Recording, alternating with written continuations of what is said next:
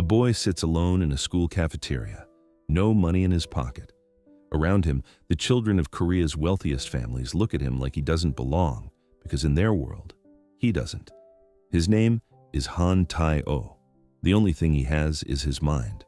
Top 0.1% on the national exam.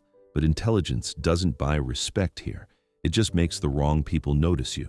One of them is Kang In-ha, the illegitimate son of the chairman of Kanggo Group, one of Korea's most powerful conglomerates.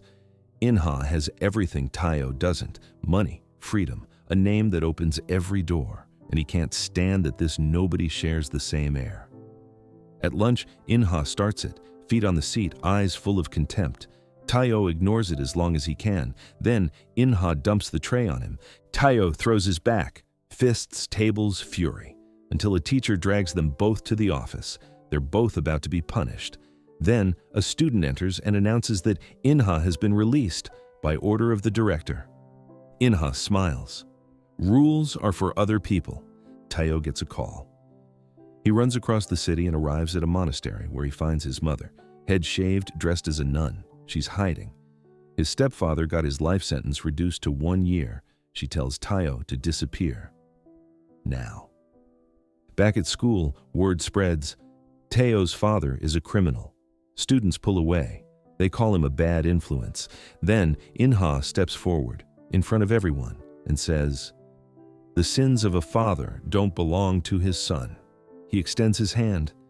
Tae-oh doesn't take it. He doesn't trust him, not yet. That night on the rooftop, In-ha follows him up like a man with an agenda. A deal. Tae-oh covers for him academically, helps him climb. And In-ha teaches him to fight, to protect his mother, to stop being invisible. Two broken people, one pact. It holds. Until Tae-oh sees a girl across a university hallway. Time stops. He's never looked at anyone like this. Her name is Na Hye-won. And In-ha clocks exactly what just happened in Tae-oh's eyes. Within days, In-ha calls in a favor. Tutor his half-sister Hee-ju. Spoiled, restless, used to getting what she wants. Tae-oh stays cold through the entire lesson, which only makes her want him more. She touches his leg under the table, tells him he's beautiful. He doesn't flinch. After the lesson, In-ha's father calls Tae-oh into his office. $3,000 and a confidentiality agreement. Don't speak about the daughter. Tae-oh takes the money and goes home. That's when he sees her. Hye-won's mother is outside in the hallway, screaming, pounding on a door. Then she shatters the glass. Hye-won lives in the same building, and she's poor. Her mother's an alcoholic who comes home like a storm. The mother sees Tae-oh watching. "Mind your own business." She leaves. A few minutes later, Hee-won walks out into the rain. No umbrella, no expression, just exhaustion. Tae-oh follows her. "When people treat you badly, you shouldn't carry it alone." She turns. "What do you know about that? You barely know me." "That's true, but I could listen, whenever you want." She follows him inside, sees his space, small, honest. She looks at him for a moment and says he looks better tonight than usual. A simple thing to say. It lands like a confession. They end up at In-ha's house later. He sits next to her, asks if she wants to be with him. He can give her gifts, travel, comfort. She says no. Tae-oh watches. She chose dignity over easy money. That's not common. He steps in before In-ha can walk her home. His compass points in one direction, but In-ha is not his friend. Not really.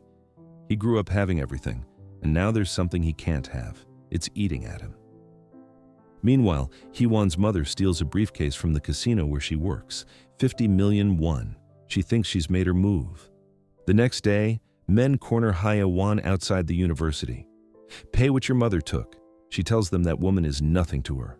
They don't care. They reach for her. She slaps first. Tae-oh steps out of nowhere and catches the arm before the second blow lands. One look. Touch her again and I'll destroy you. Security arrives. The men leave, but not before threatening to come back.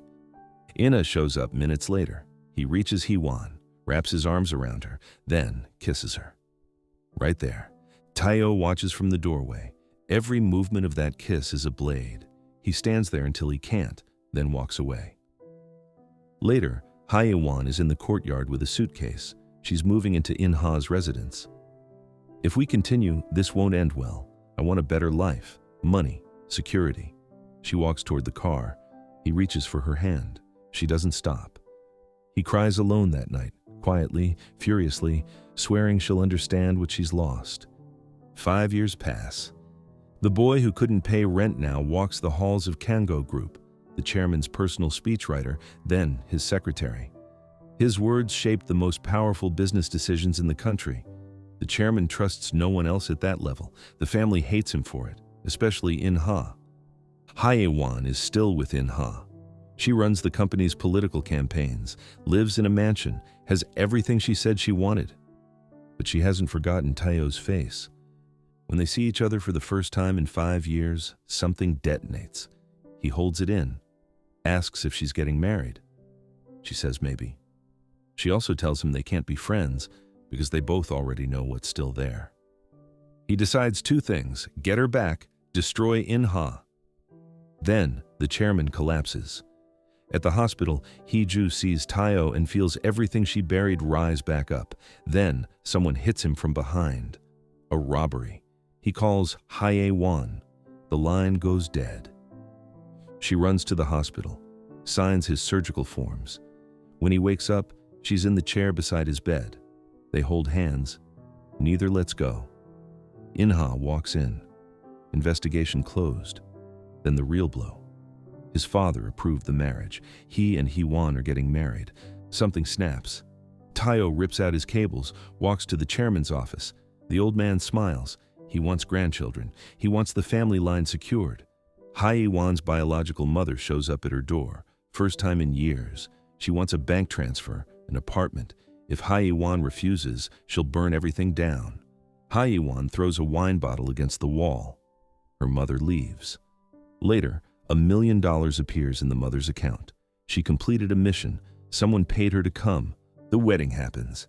Tae-oh watches as Hee-won walks down the aisle. Every step, the bow. His world collapses in slow motion and he doesn't move a muscle. That night, In-ha's secretary corners Hae-won in the elevator. He shows her a photograph. Tae-oh and Hae-won kissing in the street. His demand, poison Tae-oh. Put something in his drink the next time they're alone.